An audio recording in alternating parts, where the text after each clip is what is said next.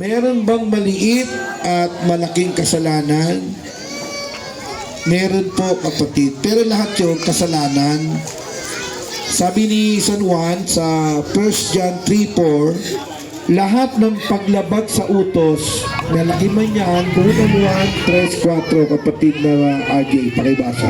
Ang sino mang gumagawa ng kasalanan ay sumasalangsang din naman sa kautusan, at ang kasalanan ay ang pagsalangsang sa kautusan. Kaya yung kasalanan, nagsisimula yan sa maliit. Simula saan?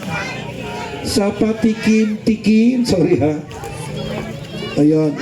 Ang kasalanan kasi nagsimula yan sa maliit. Lumalaki hanggang naging kasalanan malaki at umabot sa kamatayan. Basahin natin ang Santiago 1:14. Ganito po ang sabi.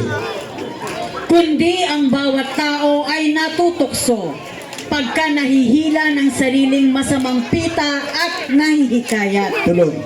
Kung magkagayoy ang kahalayan, kung may paglihi ay nanganganak ng kasalanan. Tuloy. At ang kasalanan, pagka malaki na, ay namumunga ng kamatayan. So maliwanag, may kasalanang maliit, may kasalanan namang napakalaki.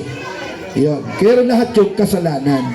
Kaya dapat, pag maliit pa lang, ihingi na natin ang tawad sa ating Panginoong Diyos. Palakpakan natin. Wala nag-amen. Amen? Okay, next question po.